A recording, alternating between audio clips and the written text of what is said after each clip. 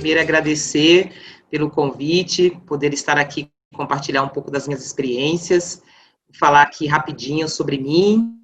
Então, enfim, sou Eliane Santos, sou formada em comunicação social, pós-graduação em marketing, tenho 17 anos de experiência nas diversas áreas de comunicação, endomarketing, comunicação corporativa, relacionamento com a imprensa, mais recente em sustentabilidade, mais focada em desenvolvimento de projetos de impacto social.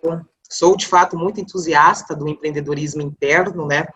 E tenho, enfim, me buscado alguns conhecimentos para desenvolver ainda mais essas habilidades focadas em inovação, como design sprint, como cultura de colaboração. Então, estou bem feliz em poder estar aqui hoje e poder falar um pouco sobre isso nesse webinar. Posso seguir? Pode seguir. Então, tá bom. Bem, eu até coloco no início da minha apresentação, né, que o intraempreendedorismo, na minha visão, ele é uma poderosa ferramenta de mudança, e eu acredito muito nisso, tanto do ponto de vista de resultado que isso traz, uma vez que, se você trabalha ele na organização de uma forma horizontal, e eu vou falar um pouco sobre isso, né, e tanto do ponto de vista do profissional, né, o desenvolvimento humano, o desenvolvimento daquele capital intelectual, o quanto mais aquele profissional se torna crítico e com uma bagagem enorme. Eu vou colocar aqui alguns slides só para me orientar aqui no time da apresentação, e aí você só me confirma se está aparecendo. Tá ótimo, tá aparecendo sim. Lembrando que o pessoal pode ir mandando as perguntas aqui pelo bate-papo do Zoom, e a gente vai fazendo as perguntas nós dois aqui, tá? Ótimo. Bem, então, só dando sequência, quando a gente fala para conceituar, né, empreender, de fato, significa a capacidade, né, de entender necessidades, dores e encontrar, de fato, soluções para atender essas demandas, sejam demandas de um público, seja demandas da sociedade de uma maneira geral, ou demandas da companhia, né, então, se pode identificar ali necessidade de melhoria de processos, de sistemas, para trazer resultados melhores para a empresa. Quando a gente fala de empreender, a gente tem muitos desafios nesse sentido. A gente tem uma agenda, né, do desenvolvimento sustentável que foi desenvolvida pela ONU lá em 2015, juntamente com a cúpula de 196 países, do qual o Brasil também faz parte, que tem só ali, por si só, são 17 objetivos do desenvolvimento sustentável. Então, a gente já tem muitos desafios do ponto de vista de diversidade, do ponto de vista de gênero, educação, do ponto de vista de impacto socioambiental, sociedades mais inclusivas e mais sustentáveis, comunidades mais socialmente justas. Então, só neste universo a gente já tem muita coisa para pensar, para empreender dentro das organizações principalmente, né? Eu gosto sempre de trazer alguns exemplos para elucidar um pouco as oportunidades que o empreender traz, né? Então, aqui a gente ainda está falando de um conceito de empreender mais aberto. Eu gosto sempre do exemplo da Apple, né? O Steve Jobs sempre foi muito visionário e lá em 2004, quando ele lançou o primeiro telefone, ainda não era o iPhone, isso foi em conjunto com uma outra empresa, se eu não me engano, com a própria Nokia, ele tinha aquele inconformismo de encontrar uma solução que fosse, de fato, para simplificar a vida das pessoas, para atender necessidades que as pessoas ainda nem sabiam que tinham. Mas o empreendedor, ele tem muito essa característica, né, de ser muito visionário nesse sentido. E aí, lá em 2007, ele lançou, de fato, o iPhone, e com a evolução que a gente já conhece até hoje. Tem um outro exemplo que eu gosto muito, que é, de fato, atacar uma dor, uma necessidade não atendida, que é o exemplo do Nubank, né? O CEO da Nubank, ele teve uma experiência não tão boa, né, ao acessar um banco no Brasil, e ele se perguntou se era aquele tipo de relacionamento que as pessoas deveriam ter, né, com uma instituição financeira. É claro que naquele momento ele não pensou num banco, mas ele pensou, poxa, existe uma necessidade não atendida, o que a gente pode fazer para resolver isso? E naquele momento surgiu, depois de um tempo surgiu o Nubank, e a cultura de inovação, ela começa a fazer parte, então ela nasce com o DNA desta companhia, que já nasceu dentro de um universo digital.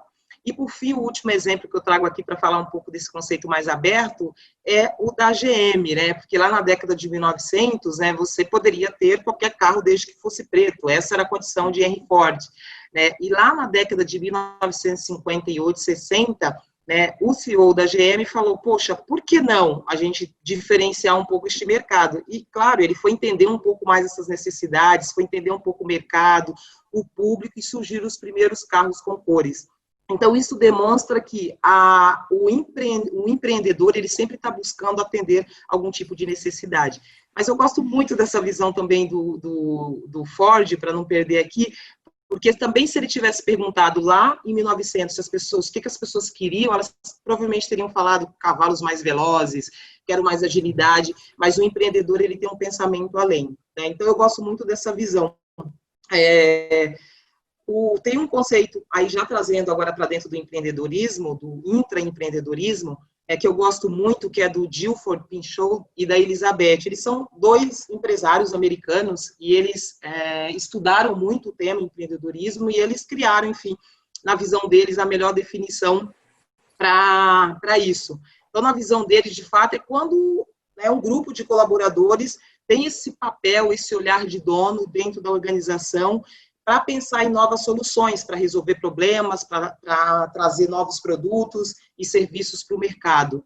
Então, essa definição eles criaram lá na década de 80, e as organizações, obviamente, ao longo do tempo, vêm evoluindo dentro desse processo, mas eu acho interessante trazer aqui, porque a minha visão de intraempreendedorismo e inovação, ela é a mesma. Então, aqui, o conceito ele só está sendo diferenciado, mas no final do dia, as pessoas empreendem para trazer inovação. Eu até trago aqui alguns exemplos que hoje, em muitas das organizações, a gente ainda tem aquele conceito que é muito vertical. Eu falo muito sobre isso. Então, você tem labs de inovação, que são áreas específicas para tratar inovação, você tem usinas de ideias, que as pessoas colaboram, squads de inovação, que são grupos ainda mais específicos, pensando em projetos que se chamam de jet ski, que podem ou não acontecer, mas você tem grupos específicos trabalhando, você não tem a inovação acontecendo de forma horizontal dentro da organização. E é isso que eu defendo muito quando eu falo do intraempreendedorismo. Então, só para a gente conceituar, o empreendedor, ele abre o seu próprio negócio, emprega pessoas, e o intraempreendedor, ele está dentro da organização, ele tem realmente esse senso de pertencer e busca desenvolver soluções.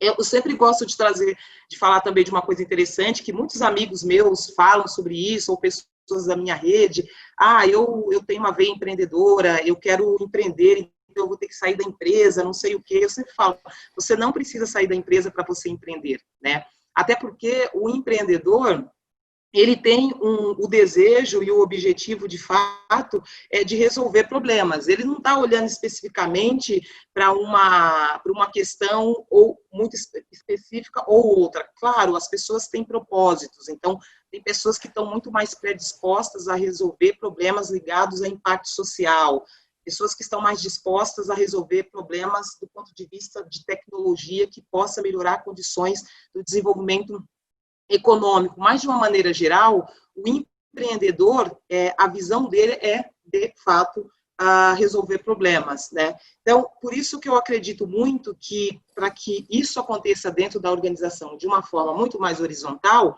é que isso esteja intrínseco à cultura organizacional da empresa. É muito difícil que os colaboradores consigam, de fato, exercer o intraempreendedorismo se não se tem uma cultura aberta para isso.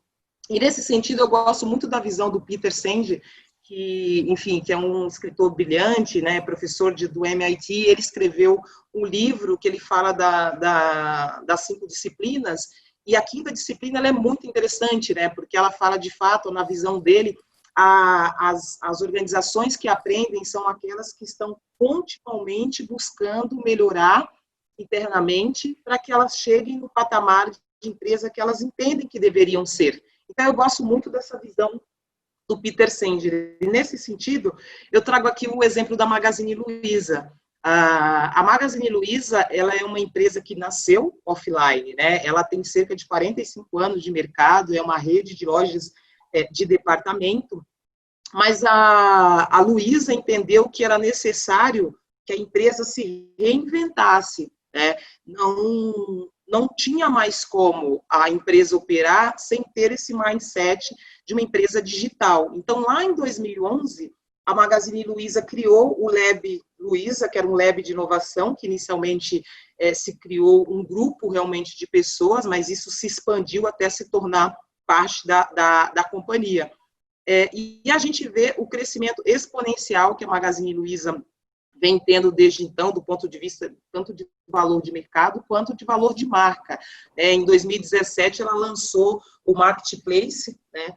E a gente acompanha, enfim, agora no período Covid, inclusive ela abriu esse Marketplace para que outros empreendedores pudessem fazer oferta de venda dos seus produtos nesse ambiente. Então, esse é um bom exemplo de como as organizações que estão em constante aprendizado, né, elas de fato criam este ambiente favorável para a inovação, porque são empresas que estão abertas ao erro, que estão toleráveis ao erros, porque à medida que você é aberto a este tipo de modelo, você coleciona sucessos e fracassos, isso é natural, né, de cada 100 ideias, uma ideia você vai conseguir de fato emplacar, porque de fato ela vai atender alguma necessidade.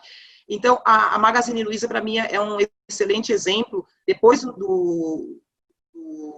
de toda essa transformação digital, ela criou também a Lu, que é aquela assistente digital, virtual, que nasceu para atender necessidade de demanda de cliente, para atender um chat, para tentar humanizar. E hoje a Lu fala de temas mais complexos, né?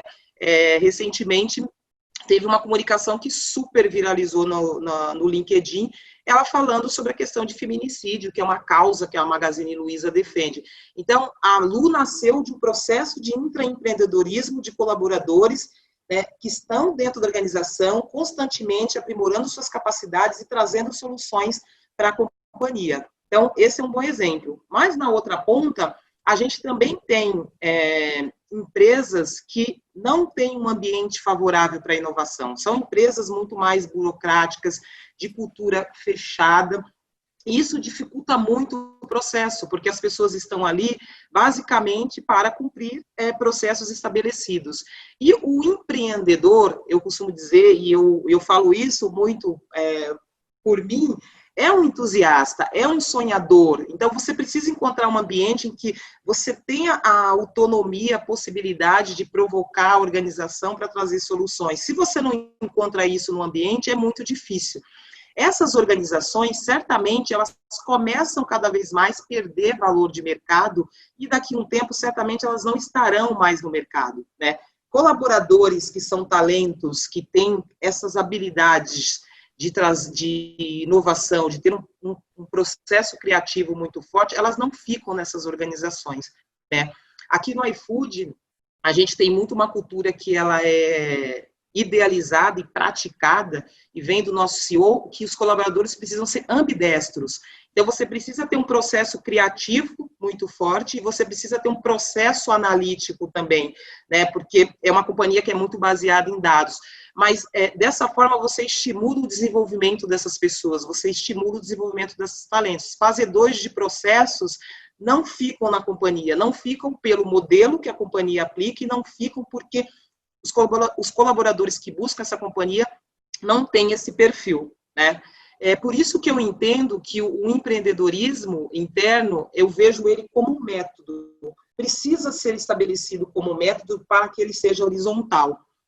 Gosto muito da visão da Endeavor, né? Endeavor é uma startup, que é uma aceleradora de empreendedores, de scale-ups, e ela tem uma visão que é muito compartilhada com a minha, por isso que eu trouxe aqui, que na visão dela, né, o intraempreendedorismo, ele traz uma série de benefícios, né? O primeiro deles é a satisfação mesmo de um colaborador que está operando, que está trabalhando numa empresa na qual permite que ele possa colocar suas ideias e fazer provocações, né? Esse colaborador é o cara que vai falar da marca lá fora, é o cara que vai advogar em favor da marca lá fora.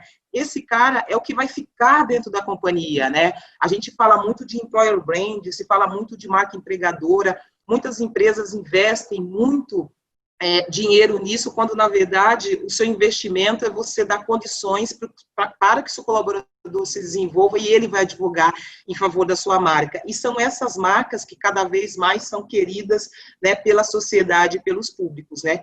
E, por fim, é a retenção do capital intelectual. Investir em bons talentos, investir em talentos custa caro para a organização, né? E esse conhecimento ele vai embora à medida que essas pessoas não encontram na organização essa possibilidade de explorar todo o seu potencial. E ela ainda afirma, né, Endeavor, que o empreendedorismo está, de fato, condicionado a 3 questões, que eu também acredito muito. Uma delas é a questão do perfil, eu já falei um pouquinho aqui agora, né? Quem são essas pessoas que querem trabalhar nessas empresas que são abertas à inovação de uma forma horizontal e dá oportunidade. Tem uma questão ligada à cultura, então, quando eu trouxe o exemplo da Magazine Luiza, isso está muito claro, isso tem que vir do board, tem que vir do presidente da empresa, isso tem que ser efeito cascata para que, de fato, a liderança, toda a liderança, de fato, lidere por este exemplo, né? Porque senão as coisas, de fato, vão continuar sendo verticalizadas na organização. E, nesse sentido, na minha visão, a gente, de fato, precisa ter políticas e critérios muito bem definidos, porque, dessa forma, você consegue, de fato, promover diversidade e inclusão. Diversidade e inclusão é o tema do momento, né? Daria uma outra palestra, não vou falar aqui sobre isso, mas a gente entende o quanto isso é essencial, primordial e é fantástico quando isso, de fato, acontece dentro das organizações, porque os resultados, eles são magníficos. E quando a gente fala de diversidade, não é eu, de fato, ter mulheres dentro desse processo. É eu ter mulheres que sejam negras, que venham, que sejam, enfim, amarelas e que tenham, que venham de universidades não tão renomadas, que moram em periferia. Isso é inclusão. Diversidade é só trazer mulheres. E eu vou além na questão da equidade, porque para que, de fato, a inovação seja um processo democrático dentro da organização, você precisa ter a geração Y, a geração Z, a geração X, né, mas você precisa ter a geração da melhor idade, que está no auge da sua energia e quer contribuir, tem uma bagagem enorme. Então, mas o time, a velocidade, a forma como entrega é diferente. Equidade é você entender o que o jovem vai entregar e o que o mais 60, de repente, vai entregar dentro das condições que ele tem. Mas ambos têm talentos. Então, na minha visão, quando você trabalha dessa forma, os legados que o empreendedorismo traz para dentro da organização, eles são fantásticos, né? Porque, de fato, você consegue dar oportunidade para um universo de colaboradores. Né? Tem uma pesquisa muito interessante que foi realizada recentemente, lá em 2017, pela Federação das Indústrias do Rio de Janeiro, e eu fiz um recorte dentro da questão do empreendedorismo,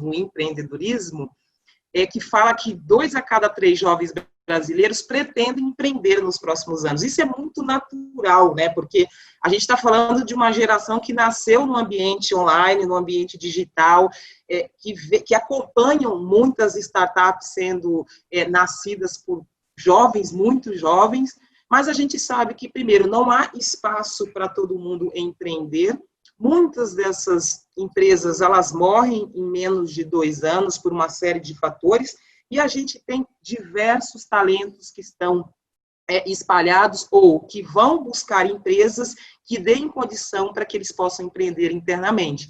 Então, o que significa, né? É que as empresas precisam identificar, precisam mapear, precisam entender onde estão esses jovens e como capta esses jovens, como se tornam atrativas para que esses jovens, né, passem a integrar o time dessas empresas e serem muito mais colaborativos, enfim, explorar todo o potencial que esses jovens têm.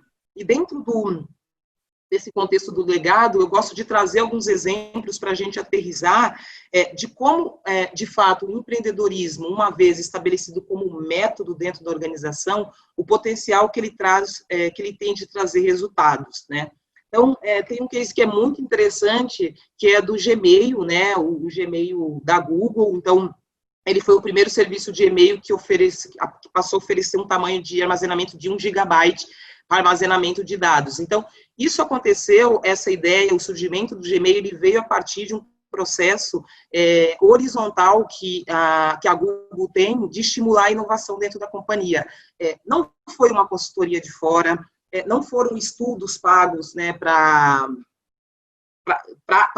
consultorias trazerem possibilidades para dentro de casa, ou trazerem ideias e insights. Isso aconteceu dentro de casa por colaboradores. Tem um outro case que é muito interessante, que é da máquina da Brastemp, que, enfim, se assemelha à Nespresso, que é aquela B-Blend. Ela nasceu a partir de uma ideia de uma trainee da Whirlpool. Então, é uma colaboradora, não se pagou para uma consultoria pensar em que solução a gente poderia trazer para pensar novos serviços dentro da organização. E aqui é muito interessante, que certamente não foi isso que aconteceu, mas eu sempre penso que o empreendedor, ele sempre está um passo à frente, ele sempre está pensando como é que ele pode resolver algum tipo de problema que incomodou ele em dado momento. Então, aqui, de repente, facilmente, ela poderia estar tomando um café numa cafeteira, um café de uma máquina normal. Poxa, por que a gente não pode ter uma máquina que a gente tenha o tipo de café que a gente queira, no momento que a gente queira? Então, o empreendedor, ele sempre está buscando realmente resolver algum tipo de dor, algum tipo de demanda.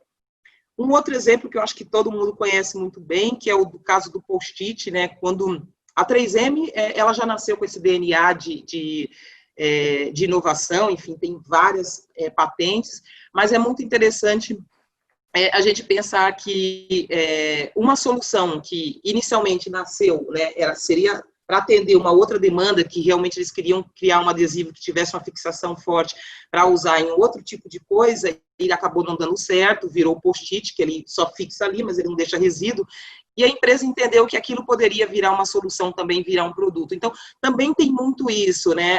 A ideia, ela nasce de uma forma, mas muitas das vezes, no meio do caminho, né, essa ideia acaba ganhando uma forma, acaba ganhando outros elementos e se transforma, enfim, o post-it está aí em muitos mercados, em muitos países do mundo.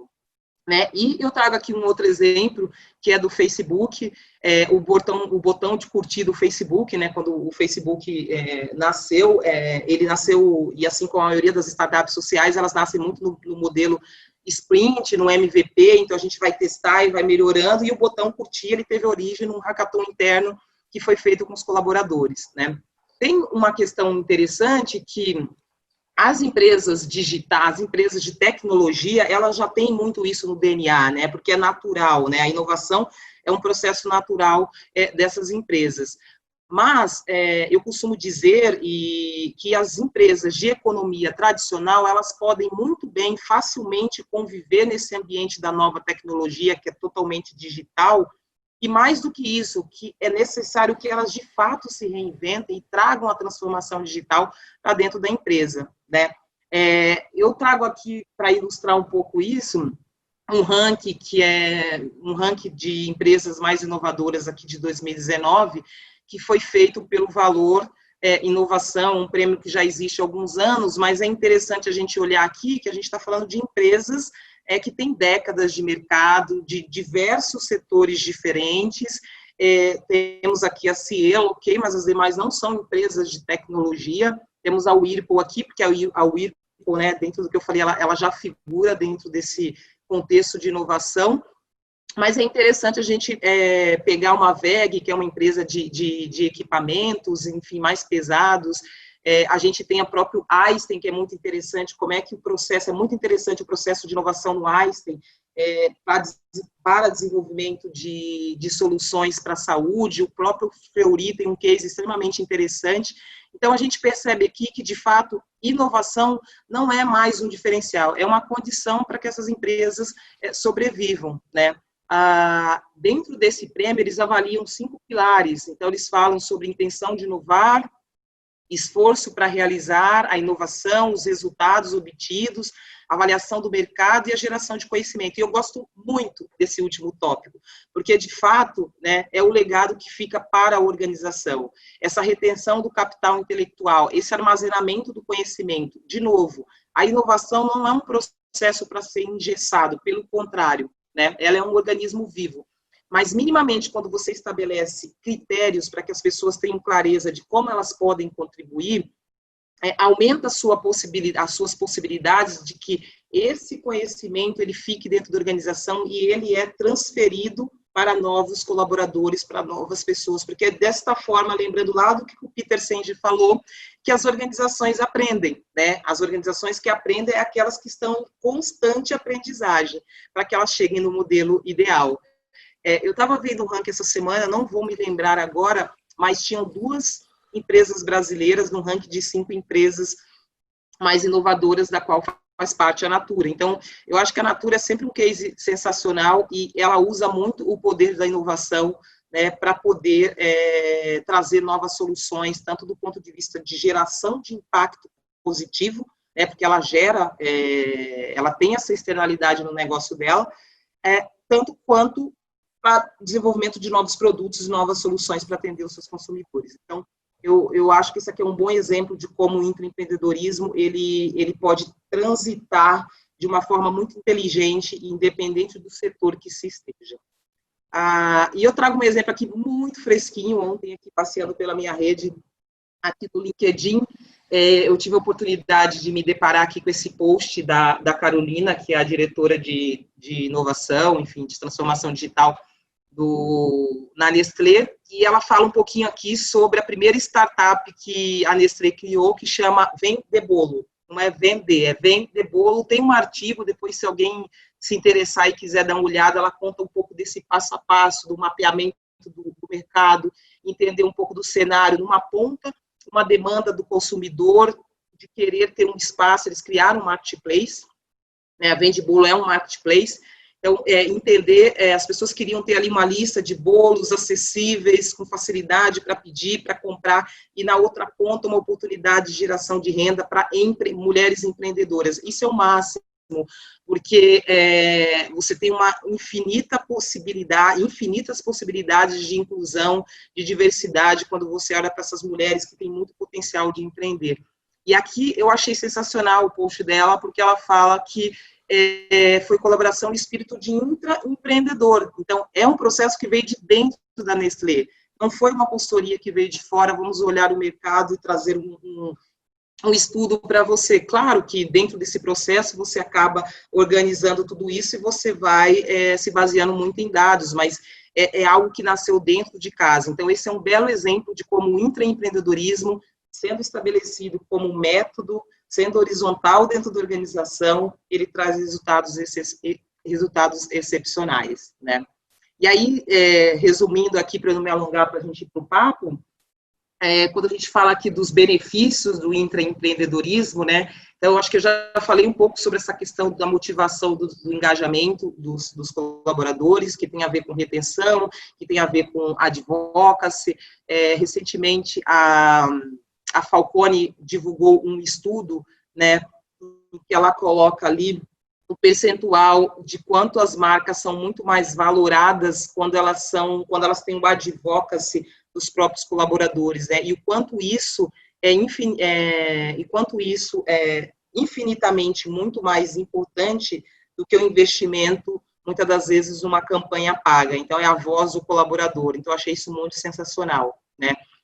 Um outro benefício, de fato, é que esses colaboradores o tempo todo estão em busca por soluções, porque eles veem valor.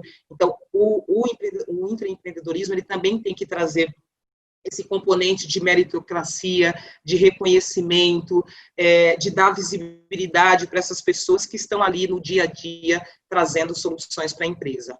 Diminuição de absenteísmo e turnover, então quem está afim, quem está feliz, está afim de produzir, está afim de trabalhar, né?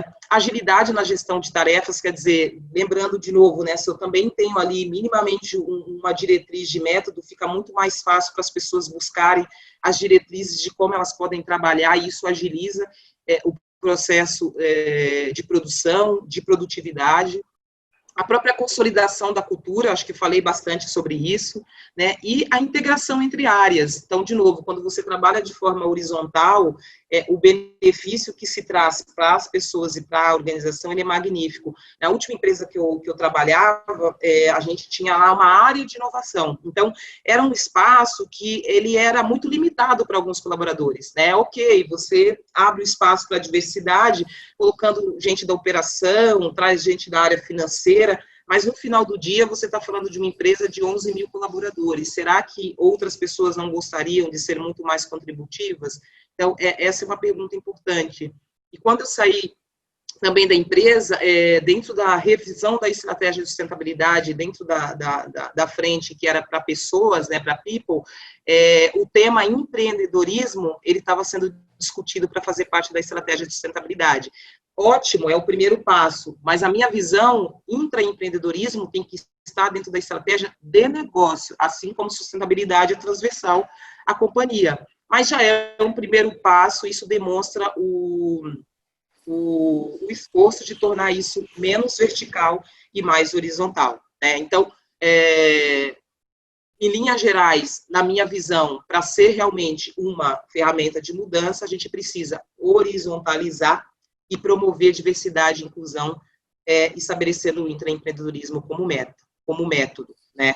E só para a gente fechar, então, esse bloco, a gente, enfim, dentro desse processo, a gente não pode esquecer da comunicação, né? Então, quando a gente fala da comunicação, é desde o processo, lá no início, quando a gente começa a pensar na ideia, você precisa vender essa ideia, se articular internamente, então, é preciso ter clareza que comunicação é importante. Então, tem um estudo da Project Management Institute, que eles falam que 76% das empresas, o principal motivo para os projetos fracassarem são as falhas na comunicação. Então, esse é um dado extremamente importante, né? E tem um outro estudo do mesmo instituto que fala que 7,5% é o percentual de risco de perda de capital de um projeto com comunicação eficaz. Então, você tem $1 bilhão investidos, 75 milhões ficam em risco por falta de uma comunicação eficiente, né? E uma comunicação eficiente, ela precisa, de fato, ser estratégica, né? E o que é uma comunicação estratégica nos dias de hoje? É, de fato, você conhecer quem é o seu público, com quem que você vai falar. Isso seja internamente, seja externamente. Se é internamente, se você precisa vender aquela ideia, se você precisa apresentar aquela solução, de que forma você vai fazer? Qual é o melhor tom? Qual é a narrativa que você vai construir? Com quem que você vai falar? Quais são as relações que você precisa construir, entendendo o seu público, né? E para fora, da mesma maneira. O segundo ponto, de fato, é você entender a jornada deste público. Vamos lembrar que hoje o perfil de público não está mais ligado a se o cara é homem ou mulher, se é A, B, C ou D, se mora na periferia ou se mora na Zona Sul, né? A jornada tem muito a ver hoje com hábitos, tem a ver muito com propósito. Um jovem da periferia, ele tem os mesmos desejos que um jovem da Zona Sul, né? Certamente nem tudo ele vai conseguir comprar, mas o desejo de ter é o mesmo. Você precisa entender que essa jornada desse público, quais são os hábitos, né? Quais são as causas que ele defende, para quais empresas ele está olhando, né? Que tipo de consumo ele faz atualmente, né? Qual é o perfil de consumo dele? Entender a jornada é extremamente importante para você fazer uma boa comunicação, para que aquele seu produto, aquele seu serviço, de fato, atenda aquela dor do público que você identificou, né? E por último, de fato, é data-driven, você precisa se basear em dados para embasar a sua estratégia. Não dá mais hoje para se falar em achismo, achamos que, pensamos que, tivemos insight. Não, tem dados, você precisa olhar para dados internos, dados de mercado, tendências, referências externas, tem muita coisa gratuita, tem muito estudo bacana, tem muita fake news, mas tem muita coisa boa que pode ser consumida e que pode ajudar no desenho dessa estratégia. Então, falando um pouco sobre comunicação, na minha visão, é isso. E, para finalizar aqui, eu gosto sempre de falar, não sei se essa frase, de fato, é do Walt Disney, porque sempre achei que fosse, mas é divertido fazer o impossível, eu acho que é isso que vem na cabeça do empreendedor no primeiro momento, né, porque muitas das vezes você precisa engavetar muita coisa para poder conseguir implementar uma outra. E gosto muito dessa frase também do Steve Jobs, que ele fala que a inovação surge quando você diz não para 1000 coisas. O CEO do iFood fala muito sobre isso, menos é mais. Muitas startups morrem porque elas querem fazer muitas coisas, né? Então, estamos sempre pensando em novos mercados para ingressar, mas é só dizer não que você pode, de fato, só dizendo não que você pode se concentrar nas coisas que são realmente importantes. E o que é importante? É, de fato, você identificar dores reais, atender necessidades reais. A gente fala muito disso no iFood, né? Quais são as dores reais desse momento? A gente está vivendo um cenário de crise, um cenário de pandemia, a gente vem para uma nova normal que continua com vários desafios. Quais são as necessidades reais do nosso ecossistema neste momento? Não vamos pensar em coisas para daqui a 6 meses, um ano. A necessidade é agora. Então, esse é o pensamento do empreendedor, do intraempreendedor. Então, esse era um pouquinho do que eu queria compartilhar. Eu deixo aqui meu e-mail, então, eliane.santos@ifood.com.br. Então, podem me achar lá também no LinkedIn, Eliane dos Santos. Estou super à disposição para trocar figurinha e é isso. Não sei se eu fiquei no tempo. Tirar minha super tela. no tempo. Muito bom, muito bom. Eliane, bom, sensacional, né? Daria para fazer várias perguntas para você, mas nós estamos recebendo perguntas do pessoal que está participando, então Legal. eu vou começar com a do Norman, por ordem de chegada aqui. O Norman, lá de Curitiba, ele está perguntando o seguinte, ele achou super interessante, né? Muito bom, só que ele está falando que ele, porém, né? Ele é muito defensor do tone, entre aspas, tone from the top, né? Ou o exemplo que vem de cima. Da autogestão das corporações. Como que você vê o intraempreendedorismo sem autonomia? É possível? Deixa eu ver o nome dele aqui. Oi, Norman, obrigado aqui pela sua pergunta. Eu acho que é um pouco mais difícil, né? Porque com base em tudo aquilo que eu falei, eu acho que a cultura organizacional ela precisa, de fato, dar o tom para isso. Mas não é impossível. Eu acredito muito que tem profissionais que eles têm essa natureza de empreender e é muito difícil que isso não aconteça nas organizações no seu dia a dia. O que pode acontecer é que você acaba não tendo oportunidade de explorar tanto esses talentos ou de trazer mudanças significativas para a organização, né? Talvez você tenha até autonomia, mas para fazer algo um pouco... não é a palavra correta, uma coisa menos significativa, mas é uma coisa um pouco menor. Então, eu sou muito partidária de que isso precisa estar realmente na cultura, isso precisa vir da liderança, para que, de fato, se torne uma cultura na empresa. Muito bom. Tem uma outra pergunta aqui do Denis Ferreira. Ele fala, boa noite, Eliane. Primeiro, parabéns pela palestra, muito bacana. Queria saber qual a sua opinião sobre o papel das universidades no desenvolvimento dessa capacidade de empreender nos jovens brasileiros. Você acha que as universidades, e se as universidades promovessem mais o empreendedorismo na graduação, teríamos ainda mais empresas de sucesso no Brasil?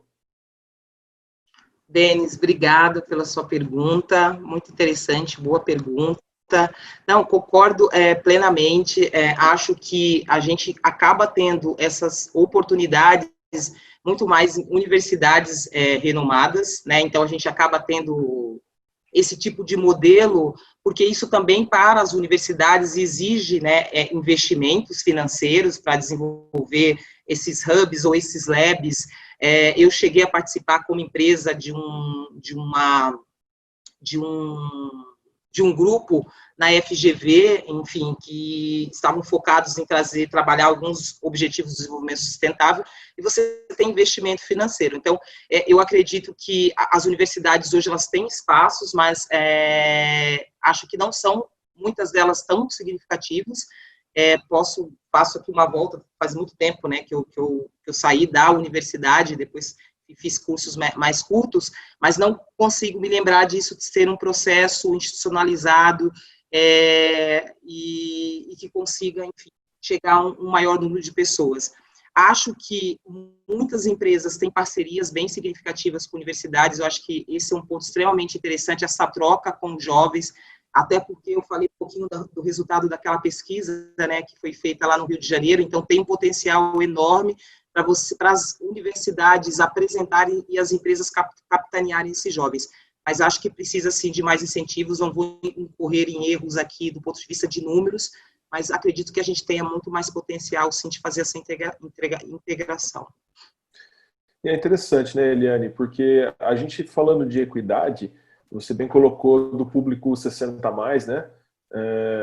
que é um público que está sendo inserido até 50, tá? Eu já vi aí empresas tratando o público acima de 50 anos como inclusão, né? Que é um público, como é que é o nome que eles falam? Que é um público frágil, é uma outra palavra. Minoritários, grupos minoritários. Vulnerável. É um grupo, acho que minoritário e vulnerável. Então, por exemplo, a gente vai ter a situação desse público retornando ao mercado, acima de 50, que já é hoje no mercado de trabalho, ainda mais agora com essa crise, um público vulnerável, e ele é um público mais conservador. Então, eu conecto com a pergunta da Daniela Vieira, ela está falando, boa noite, Eliane, muito rica a abordagem, fomentar o intraempreendedorismo numa empresa com um público mais conservador está condicionado a uma transformação da cultura organizacional e a uma liderança engajada? Olá, Daniela, muito obrigada pela sua pergunta. Não, sem dúvida, eu acho que muitas das empresas não estão preparadas ainda para esse modelo, então a gente tem sim, em boa parte das empresas, colaboradores que já se aposentaram, continuam na empresa, ou colaboradores que já são mais velhos, mas por terem construído uma jornada dentro da organização. Mas eu acho que é um desafio ainda para as empresas recrutarem, trazerem essas pessoas para dentro das organizações como novos funcionários. Eu não sei se você conhece aquele filme O Senhor Estagiário, acho que não é o Dustin Hoffman, mas é um filme muito interessante. Isso, com De Niro, perfeito, que ele é sensacional. Eu assisti aquele filme 2 vezes, porque ele tem ele fala de intraempreendedorismo, né? A gente percebe o quanto ele foi contributivo. Mas ele ficou por um certo tempo de lado, porque as pessoas não entendiam que ele tinha capacidade de ser contributivo num ambiente que era um ambiente totalmente jovem, de uma loja que vendia no marketplace. Então, eu acho que, respondendo a pergunta da Dani, sim, tem a ver com a liderança, sim, tem a ver com uma cultura aberta a receber esse novo perfil de colaboradores. Mas acho que a gente tem ainda uma grande estrada pela frente, principalmente porque ainda a gente não conseguiu nem avançar tanto na inclusão de outros grupos minoritários, que o tema está muito mais latente. Então, é um desafio ainda nesse sentido para as empresas. Muito bom. Tem outra pergunta aqui do Eduardo Silva. Ele está falando, você não considera que o intraempreendedorismo deveria fazer parte de um processo de aculturamento das empresas com metodologia, assim como fazemos com a inovação? Como que foi o Eduardo? O Eduardo Silva, isso. Oi, legal, Eduardo, muito obrigada pela sua pergunta.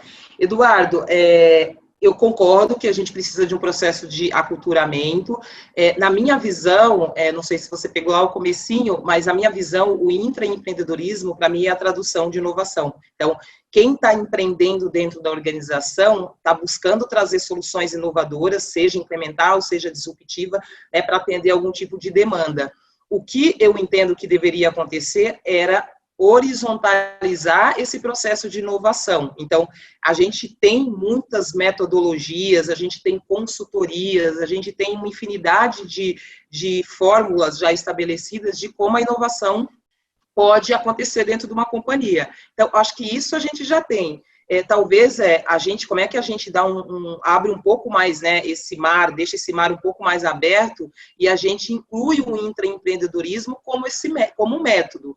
E aí sim eu acho que a gente consegue juntar essas duas coisas, porque, de novo, na minha visão, eu não consigo ver separado entre empreendedorismo ou inovação. O que eu vejo é como é que a gente constrói uma cultura de inovação muito mais horizontal nas organizações do que vertical, como acontece em muitas delas. Muito bom. Eu te falei que ia passar super rápido, né? Passou, é verdade. Já acabou. Então, acho que para fechar, Eliane, bom, sensacional, é um tema que acho que mais do que nunca agora, empreendedorismo, intraempreendedorismo, agora é a bola da vez. Até teve uma palestrante anterior, quem assistiu, a Ana Beatriz, psicóloga de RH também, ela falou que 2021 é o ano do empreendedorismo. Então, muitas pessoas vão se reinventar, vão criar seus negócios e vão seguir seus sonhos, né? Tem pessoas que às vezes saíram do mercado por um motivo ou outro, vão acabar finalmente fazendo isso. O que você recomenda, então, para as pessoas que estão agora procurando uma oportunidade, para as pessoas que estão pensando em criar seu próprio negócio, como que elas começam da forma correta a partir de agora? Olha, Maurício, eu falei até um pouquinho antes de encerrar minha apresentação, né? Eu acho que tem muito. Primeiro, eu acho que assim, a gente tem muitos desafios daqui para os próximos anos. Tem uma agenda que está dada, que é essa agenda da ONU, mas tem uma agenda que ela é muito mais urgente, que é a pós-pandemia, que é essa nova normal. Entendo que a gente tem um cenário muito complicado do ponto de vista econômico no país, né, para a geração de emprego, mas na outra ponta, certamente, a gente também vai ter outras oportunidades. Então, eu acho que, como eu falei, tem muita coisa boa que a gente pode consumir, que a gente pode avaliar, que a gente pode entender, e que está disponível em diversas plataformas, está disponível no Google para a gente poder fazer busca de quais são os mercados agora que estão mais propensos a contratar. Tem movimentos muito interessantes, então tem um movimento Adote Meu CV, a gente como iFood também está aderindo a esse movimento, então as pessoas podem compartilhar os seus currículos nas redes, nessa rede, e as pessoas replicam, então também é uma questão interessante. Do ponto de vista de empreender, abrir o seu próprio negócio, acho que aí falando muito ampassante, quem não entende tanto dos desafios de se empreender do ponto de vista de capital mesmo, mas acho que a gente tem mais desafios nesse sentido. Porém, a gente tem uma série de oportunidades quando a gente olha principalmente para os ambientes de comunidades, de se reinventarem, de criarem novos modelos de geração de renda. A gente tem escolas técnicas como o próprio Senai, a gente tem várias instituições fazendo parcerias com empresas e com comunidades que ofertam oportunidades para novas pessoas ingressarem. Então, eu acho que o negócio a gente tem que pesquisar, tem que dar uma olhada do que está rolando de tendência. Tem muito consumo que dá para se fazer nos ambientes com redes sociais como o LinkedIn, como o próprio Google eu coloquei. Então, tem muito conteúdo circulando. Eu acho que isso pode estimular ou pode trazer algum tipo de insight também para essas pessoas que estão na busca. E a mensagem que eu deixo também é: a gente não desista, cada um de nós sabemos os nossos potenciais. Eu acho que os desafios, eles estão aí, a gente vive um cenário muito mais crítico nesse momento, mas não desistam, porque acho que eu sempre acredito que nada, não há mal que não passe, e eu acho que isso também é o tipo de coisa que eu acredito também do lado profissional. Então, não desistam, acho que tem muita coisa boa que vem depois que uma crise passa, né? Sem dúvida alguma. Temos esperança que dias melhores virão. Sim, sim, com certeza. Muito obrigado, então, Eliane. A gente adorou bater um papo com você. Foi um tema super inspirador. Você é uma pessoa super inspiradora. Obrigada. Vamos fazer outros webinars, né? A gente convida o pessoal que assistiu. Obrigado ao pessoal que esteve assistindo aí. Essa gravação vai estar disponível. Dentro de alguns dias vai estar disponível, e vocês que assistiram vão receber também o link para poder assistir. Tá bom? Pessoal, então, muito obrigado, boa noite, até a próxima. Obrigada, pessoal, pela audiência. Boa noite para vocês. Até. Tchau, tchau.